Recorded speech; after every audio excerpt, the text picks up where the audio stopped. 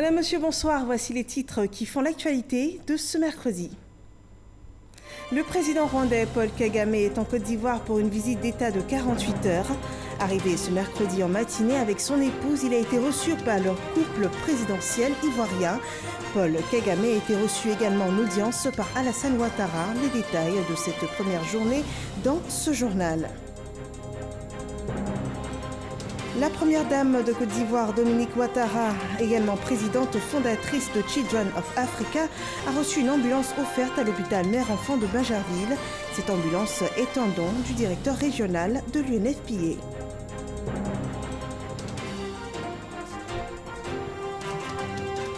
Et après l'annonce du prix Borchon du café fixé à 700 francs CFA le kilogramme pour la prochaine campagne de la filière, le Conseil Café Cacao a annoncé ce mercredi l'ouverture de la campagne 2018-2019 de café pour ce lundi 24 décembre. Bienvenue dans ce journal. Démarrons cette édition par la visite officielle de 48 heures en Côte d'Ivoire du président rwandais Paul Kagame. Le chef de l'État rwandais et son épouse ont été accueillis à leur arrivée par le chef de l'État Alassane Ouattara et la première dame Dominique Ouattara. Le compte-rendu de Viviane Aïma. Si les relations entre la Côte d'Ivoire et le Rwanda s'étaient jusque-là limitées à l'aspect diplomatique, car sur le plan économique et commercial, la coopération entre les deux pays est quasi inexistante, le chef de l'État ivoirien, le président Alassane Ouattara, et le chef de l'État rwandais Paul Kagame veulent renforcer l'axe Abidjan-Kigali. Le chef de l'État rwandais Paul Kagame arrive pour une visite officielle de 48 heures en Côte d'Ivoire. Il est 12 heures passées de 15 minutes quand l'avion présidentiel rwandais s'immobilise sur le tarmac du pavillon présidentiel de l'aéroport international Félix Houphouët-Boigny de Port-Bouët. Au pied de l'avion, le président de la République Alassane Ouattara accueille son hôte, le président Paul Kagame, chef de l'État rwandais et aussi président en exercice de l'Union africaine depuis janvier 2018. Les deux chefs d'État reçoivent les honneurs militaires marqués par le salut au drapeau national, suivi de l'exécution des hymnes nationaux rwandais et ivoiriens, puis du passage en revue des troupes. Le président rwandais reçoit les honneurs des grands commandements et les salutations de bienvenue des membres du gouvernement. La délégation ministérielle qui l'accompagne reçoit elle aussi les salutations du chef de l'État ivoirien. Devant les caméras et les flashs des appareils photo, les deux chefs d'État échangent une solide poignée de main, signe de la grande estime qu'ils se vouent réciproquement. Alassane Ouattara et Paul Kagame, deux leaders charismatiques, deux hommes de vision pour leurs pays respectifs et pour le continent africain, privilégiant tous deux une approche pragmatique des questions et défis qui se posent. À l'intérieur du pavillon présidentiel, les chefs d'État ont poursuivi les salutations avant de se retirer dans le salon d'honneur pour attendre l'arrivée de la première dame du Rwanda, Jeannette Kagame, dont l'avion se pose 30 minutes plus tard. Pour l'accueillir, la première dame de Côte d'Ivoire, Dominique Ouattara. Les deux premières dames, heureuses elles aussi de se revoir, Jeannette Kagame et Dominique Ouattara, deux militantes ferventes de la lutte contre la pandémie sur le continent africain. La première dame du Rwanda est la présidente fondatrice de la fondation Imbuto. La première dame de Côte d'Ivoire est présidente fondatrice de la fondation Children of Africa et ambassadeur spécial de l'ONU-SIDA pour l'élimination de la transmission mère-enfant du VIH et pour la promotion du traitement pédiatrique. L'arrivée de la première dame du Rwanda sonne le départ de l'aéroport, mais avant, les deux chefs d'État prennent un bain de foule, saluant les chefs coutumiers et les autorités religieuses installées dans la cour du pavillon présidentiel. À quoi bas ont-ils souhaité à l'hôte de la Côte d'Ivoire? Et dans le cadre de cette visite d'État, le président rwandais Paul Kagame s'est entretenu avec le chef de l'État Alassane Ouattara au palais présidentiel. Il en ressort de ce tête-à-tête 4 accords de coopération entre les deux pays, le développement de Herman Guivet. Le président de la République du Rwanda, Paul Kagame, reçu au palais présidentiel par le chef de l'État, Alassane Ouattara. Au menu de cette visite d'amitié et de travail de 48 heures en Côte d'Ivoire, cette rencontre au cours de laquelle 4 accords de coopération entre la Côte d'Ivoire et le Rwanda ont été signés.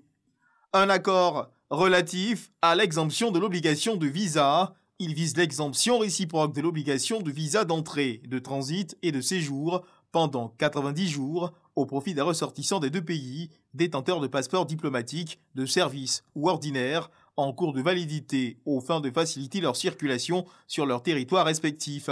Un mémorandum d'entente relatif à l'organisation de la commission mixte de coopération qui définit le cadre légal fonctionnel de coopération entre les 2 pays en créant les conditions propices à la mise en œuvre des programmes et projets de coopération économique, scientifique et technique adoptés d'un commun accord.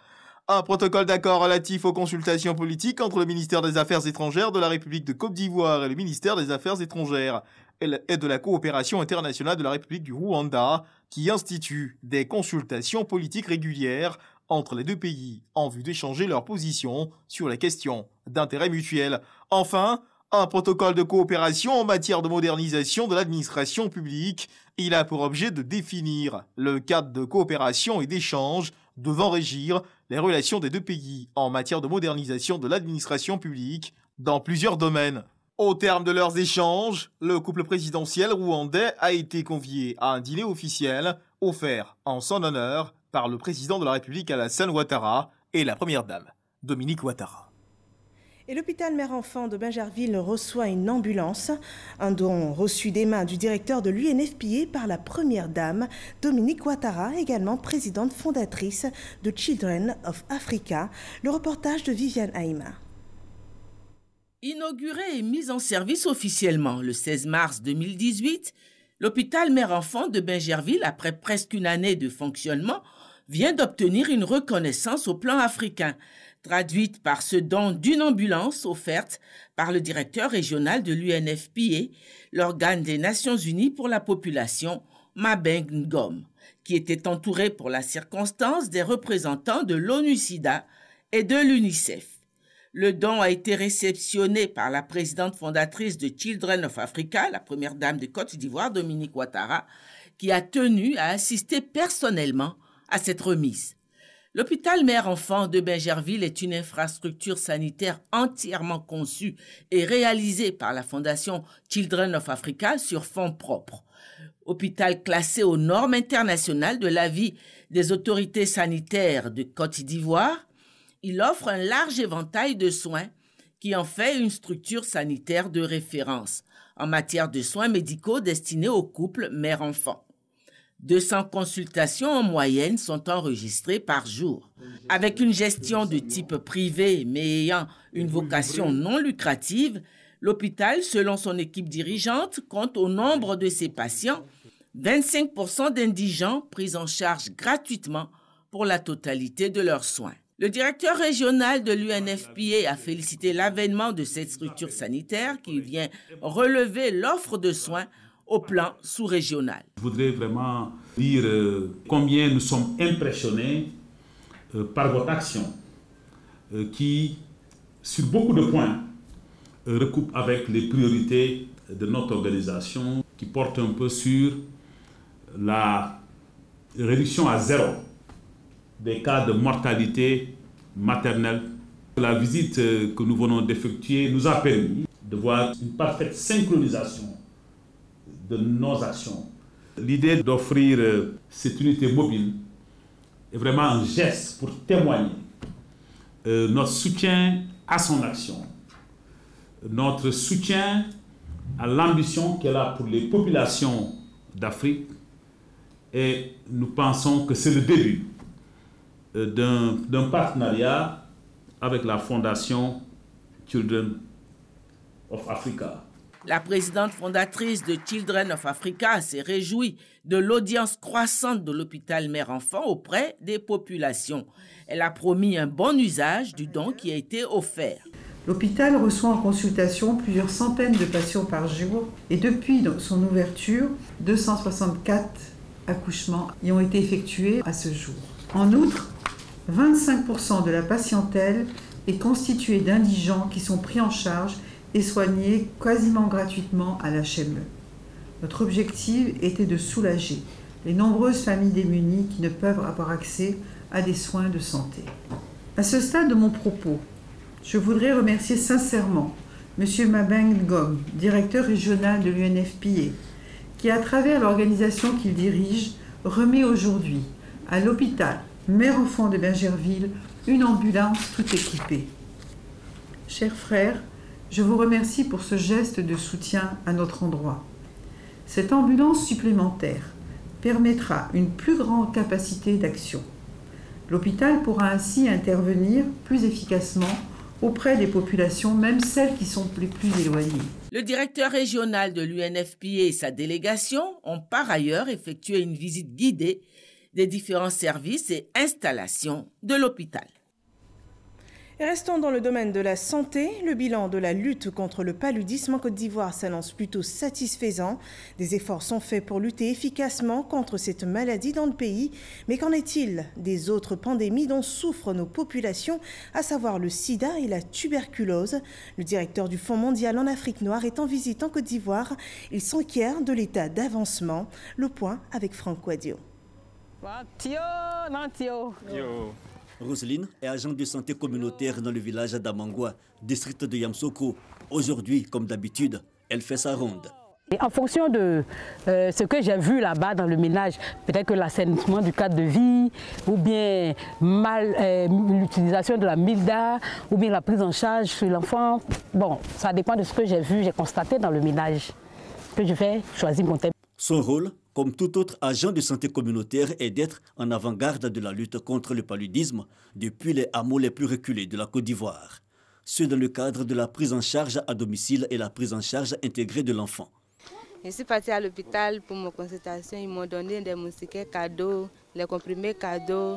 En plus de ça, les AIC de nos villages aussi prennent bien soin de nos enfants. Avant, quand nous tombons malades, on est obligé soit appeler un taxi de la ville pour venir les prendre pour aller à l'hôpital, ou bien alors chercher un vélo, ou bien une moto pour les évacuer à l'hôpital.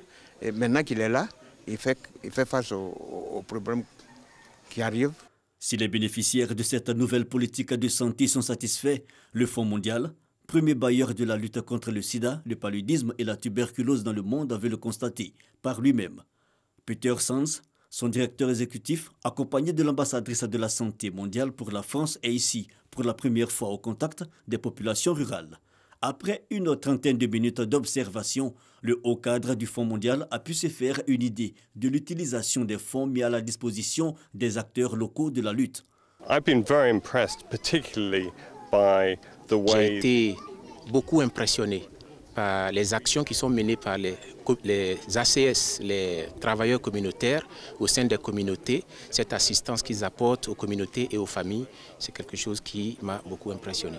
Le Fonds mondial a déjà investi 500 millions d'euros en Côte d'Ivoire et nous sommes disposés, ensemble avec nos partenaires, à maintenir cette action, à poursuivre la lutte jusqu'à ce que nous venions totalement à bout de la tuberculose, du paludisme et du VIH. Pour la période 2018 à 2020, la lutte contre le sida, le paludisme et la tuberculose en Côte d'Ivoire sera financée à hauteur de 143 milliards de francs CFA par le Fonds mondial. Des fonds qui vont contribuer au bonheur des populations dans un pays où, malgré les efforts du gouvernement, le paludisme demeure encore un problème de santé publique. Et le CHU de Yopougon sera bientôt fermé pour des travaux de réhabilitation. Mais avant cela, le collectif des chefs de service du centre hospitalier a organisé des journées portes ouvertes pour présenter au grand public les différents pôles de compétences qui existent dans ce centre. Une initiative pour davantage se rapprocher des populations qui critiquent souvent le centre Hermaniamia. Le centre hospitalier universitaire de Yopougon s'ouvre au grand public. Des journées portes ouvertes, non pas pour des visites guidées dans les chambres et les services, mais plutôt pour présenter aux populations les différents pôles de compétences qui existent dans cet établissement sanitaire. Beaucoup de personnes ne savent pas réellement les services spécifiques à ce CHU. Nous avons environ 4 grands services véritablement uniques dans ce CHU, que sont, n'est-ce pas, l'hématologie clinique, la pédiatrique, vous avez également la rééducation fonctionnelle, vous avez également la neurochirurgie. Ouvert au public le 10 février 1990, le CHU de Yopougon compte parmi les hôpitaux publics les plus récents d'Abidjan. Cependant, il est beaucoup critiqué. N'ayant pas été conçu à l'origine pour être un hôpital universitaire, ses urgences sont jugées exiguës, inadaptées, sous-équipées et sous-entretenues. Le représentant du ministre de la Santé et de l'Hygiène publique a annoncé sa fermeture pour une réhabilitation complète. Le CHU de Yopougon apparaît pour le ministère de la Santé et de l'Hygiène publique comme une structure capitale dont la réhabilitation et la mise aux normes est absolument nécessaire pour lui permettre d'accomplir pleinement son rôle de jouer sa partition. Mais la question de fermeture momentanée ou partielle est posée.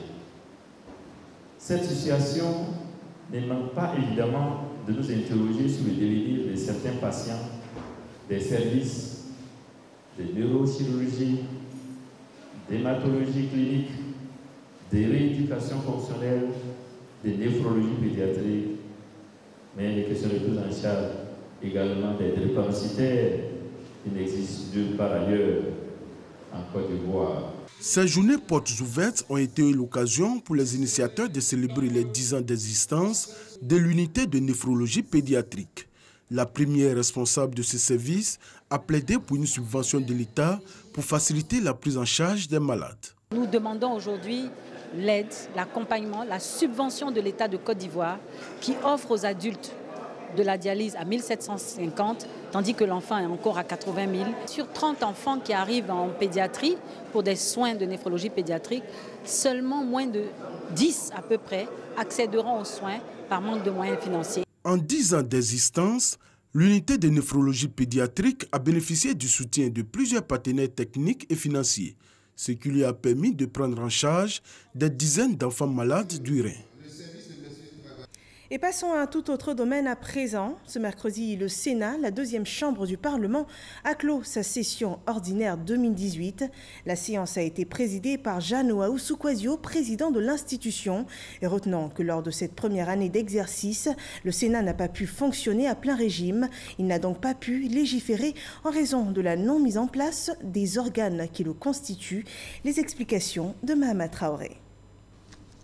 Elle s'est ouverte le 12 avril dernier et s'est achevée ce mercredi 18 décembre. La session ordinaire 2018 du Sénat aura donc duré 9 mois. Pour ce qui est du bilan de cette première année d'exercice, retenons l'adoption du règlement de l'institution et l'élaboration d'un plan stratégique quinquennal. Cependant, le Sénat n'a pas pu remplir sa mission de législation et de contrôle de l'action gouvernementale. À la lecture de notre règlement, notamment ses articles 17 et 21, la mise en œuvre de cette mission est subordonnée à la mise en place des organes de l'institution. Mais la mise en place des organes eux-mêmes est tributaire de la formation des groupes parlementaires.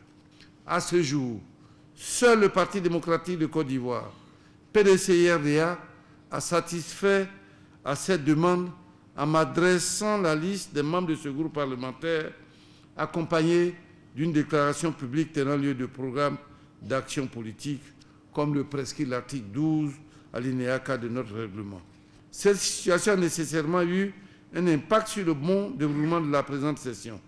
Dans la mesure où nous n'avons pu, à date, mettre en place nos organes et accomplir véritablement notre mission de législateur, à savoir le vote de la loi.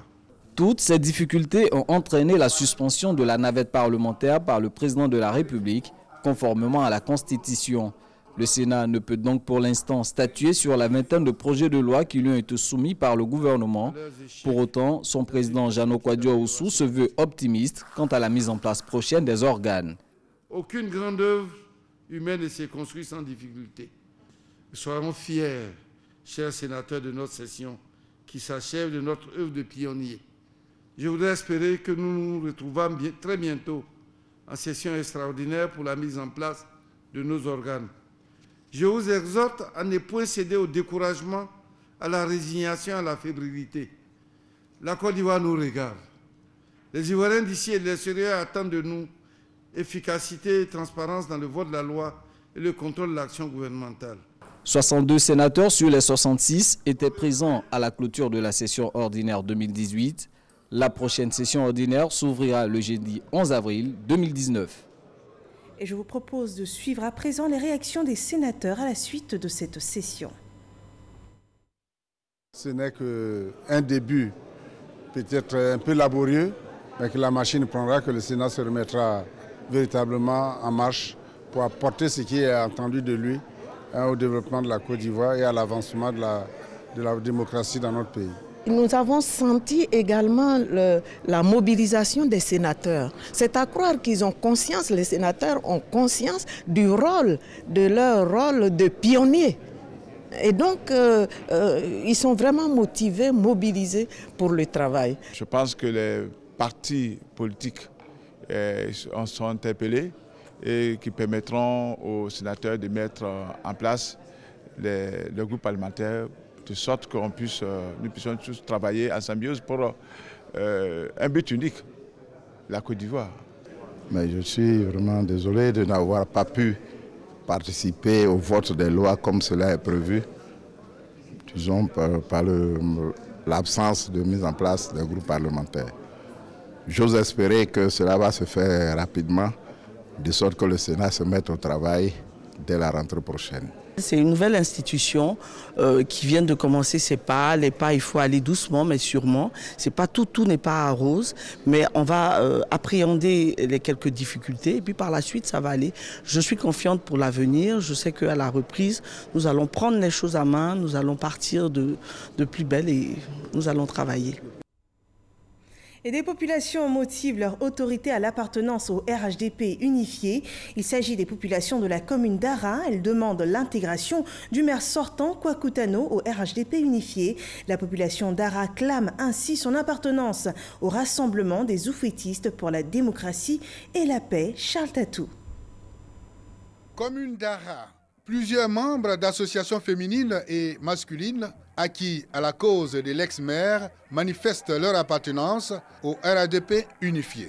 Cette manifestation au domicile de leur idole pour l'inviter à intégrer officiellement le rassemblement des oufouettistes pour la démocratie et la paix. Aujourd'hui, il faut être un peu souple en politique.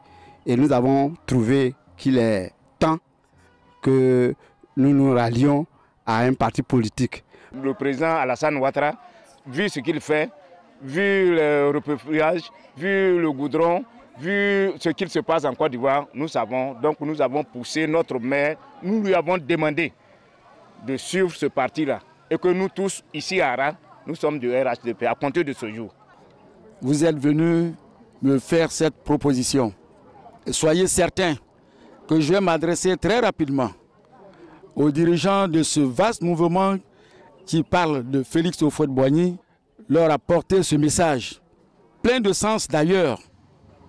Et très rapidement, je reviendrai vers vous pour vous donner une suite que je souhaite être favorable. Kwaku Tano est maire sortant d'Ara. Et dans le domaine agricole, l'ouverture de la prochaine campagne de café est prévue pour le 24 décembre 2018. L'information a été donnée par le Conseil Café Cacao à l'occasion d'un point presse ce matin au siège de l'institution. Notons que le prix Borchamp du café a été fixé hier à 700 francs CFA le kilogramme. Le reportage de Cheikh Koné. C'est connu, le prix Borchamp du café est fixé à 700 francs CFA pour la campagne commerciale 2018-2019. Qui s'ouvre ce lundi 24 décembre. Ce nouveau prix, qui est en baisse de 50 francs CFA par rapport à la campagne commerciale précédente, intervient dans un contexte international difficile, marqué par deux contraintes majeures. Le premier élément, donc, c'est l'offre mondiale qui est très importante. Le deuxième élément, c'est le dumping sur le marché. Lorsque nous allons sur le marché, nous constatons que ces concurrents majeurs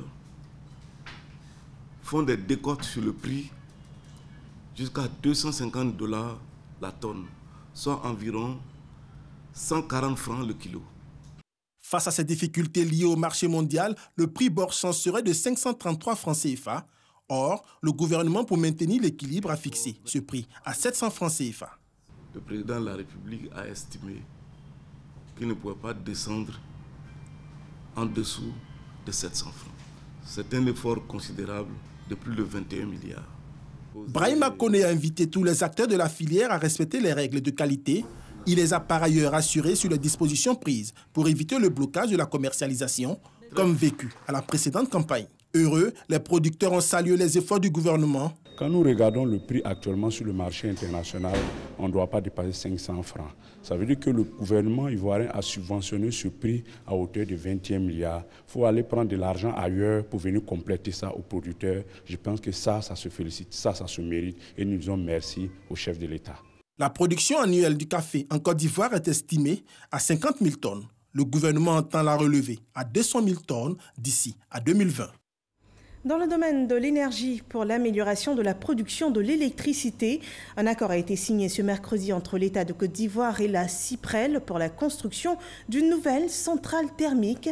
Cette nouvelle centrale thermique a une capacité de 390 MW. Le coût du projet est de 247,9 milliards de francs CFA. Jean-Luc Bangbo. La centrale thermique CIPREL 5, qui fait l'objet de cette signature de convention, sera implantée sur un site d'une superficie de 20 hectares à Jacquesville, en plus d'accroître la capacité globale de production d'électricité du pays, grâce notamment à ces 390 MW attendus. CIPREL 5 va permettre à l'État de respecter ses engagements en matière d'exportation d'électricité. Un défi que le porteur du projet s'engage à relever. Cette convention de concession traduit la confiance qui caractérise les relations historiques entre le groupe industriel panafricain Eranov, l'ensemble de ses filiales et les autorités de la Côte d'Ivoire. La qualité de ces relations constitue une priorité stratégique, afin de toujours servir l'État, son client, et les clients consommateurs d'électricité et d'eau potable en Côte d'Ivoire, et d'améliorer sans cesse l'accès à deux services qui sont essentiels pour la vie. Pour les membres du gouvernement qui ont pris part à cette cérémonie, il ne fait aucun doute. La Côte d'Ivoire poursuit sa marche vers la consolidation de son indépendance énergétique. Le projet CIPREL 5 permettra surtout de développer un secteur privé fort dans le secteur de l'électricité. Nous saluons le fait qu'il y ait un contenu local fort qui soit pris en compte dans ce projet, avec notamment au moins 30% du projet qui sera alloué à des entreprises de droit ivoirien, et en plus une préférence de l'ordre de 5% sur les prix qui est faite. Donc ça, c'est un volet quand même qui est important et qui s'inscrit dans la vision du chef de l'État. Le gouvernement se félicite également des retombées socio-économiques de ce projet. Création d'environ 2500 emplois directs et indirects, un taux de rentabilité de l'ordre de 15%. Les travaux de construction de ce projet d'une valeur de 247,9 milliards de francs CFA démarreront au premier trimestre 2019. Rappelons que la puissance électrique installée de la Côte d'Ivoire est estimée à 2200 MW avec 55% de cette offre mise en œuvre par les producteurs privés d'électricité. Restons avec Jean-Luc Bangbo qui nous parle cette fois d'économie. Le secrétaire d'État chargé du budget et du portefeuille de l'État, Moussa Sanogo, était face à la presse le 14 décembre dernier. Il a exposé les progrès réalisés dans la gestion des finances publiques. Il exprime ainsi son satisfecit quant à la mise en place des réformes dans le secteur qui ont favorisé la pratique des affaires et la croissance dans l'environnement économique ivoirien. Suivons ce compte-rendu. L'une des principales satisfactions du secrétaire d'État chargé du budget et du portefeuille de l'État est la dématérialisation de l'ensemble des opérations, aussi bien dans l'administration fiscale et douanière que des procédures de passation de marchés publics. La volonté d'aller vers davantage de dématérialisation pour faire en sorte qu'il y ait une célérité et davantage de transparence dans l'exécution de nos opérations. Pour l'instant, le système opérationnel d'une dizaine de ministères et nous pensons arriver assez rapidement à son extension à l'ensemble des ministères du gouvernement. La dématérialisation a ainsi permis, selon le secrétaire d'État, de réduire les délais de passation des marchés publics de 120 à 103 jours. Le taux d'accès des PME à la commande publique, lui, est passé de 16% à 42%. L'autre chantier auquel il devrait désormais s'attaquer est la mise en place d'un budget programme. Il nous faut assez rapidement arriver à mettre en place un budget programme. Et nous allons faire une répartition par ministère et par institution. Le budget programme, sur 3 ans, vous avez tel niveau de ressources pour réaliser telle activité et vous en rendez compte de façon régulière. Donc ça, c'est quelque chose qui est extrêmement important, qui va nous permettre d'aller beaucoup plus loin dans l'efficacité de la réalisation de nos programmes. Cette rencontre avec les médias a été l'occasion pour Moussa Sanogo de dresser le bilan de l'ensemble des activités réalisées au sein de son ministère, notamment de nombreuses réformes qui ont permis un environnement économique favorable à la pratique des affaires. Et satisfaction aussi pour la police criminelle qui a interpellé 6 individus membres du présumé gang qui a attaqué le 22 novembre dernier la bijouterie Aseke Oro dans la commune de Cocody. Des bijoux d'une valeur de 100 millions de francs CFA ont été emportés. Les détails de ces interpellations avec Abou Sanogo. C'est le présumé gang qui a attaqué la bijouterie Aseke Oro à Cocody Saint-Jean le jeudi 22 novembre dernier. Ce jour-là, sous la menace de leurs armes, les membres du gang ont maîtrisé le personnel avant d'emporter des bijoux de valeur estimés à plus de 100 millions de francs CFA ainsi que la somme de 4 millions de francs CFA. Je les ai complétés pour faire le braquage. Bon, une fois à la bijouterie, on est rentré. Moi, je me suis chargé de ramasser les bijoux. Les investigations menées par les fins limiers de la police criminelle permettent de localiser un membre du présumé gang à Korogo. Une descente dans cette ville et l'individu ayant pris une part active au vol à main dans la bijouterie est interpellé. Quand on l'a interpellé, on a poursuivi nos investigations et pendant qu'on faisait l'enquête, on a eu encore une information qui faisait état de la présence de leur chef de gang à Samatigila. On est reparti à Samatigila. Mais malheureusement, leur chef de gang n'a pas pu être interpellé, mais on a pu interpeller son jeune frère qui a quitté Abidjan, lui, à bord d'un véhicule, qui est parti d'Abidjan avec le reste, les membres du gang là, à Korogo. Ce gang a à son actif plusieurs vols à main. Ces personnes qui ont été interpellées sont les membres des gangs qui attaquent les King Cash et les CDCI. Mais ils disent que dans ces magasins-là, il n'y a pas de vidéosurveillance. Ils ont attaqué de produits à Soubré. Ils ont même attaqué un domicile à Azito. Une perquisition à leur domicile a permis les saisies de 3 pistolets automatiques et 18 munitions. Plusieurs bijoux provenant de la bijouterie Aseke Oro et la somme de 3 380 000 francs CFA. Ces individus seront conduits au parquet d'Abidjan Plateau pour répondre des faits de vol en réunion à main armée à la bijouterie Aseke Oro à Cocody Saint-Jean. Et ceci marque la fin de ce journal. Rendez-vous demain, 23h, pour un autre développement de l'actualité sur RTI1. Passez une très bonne soirée.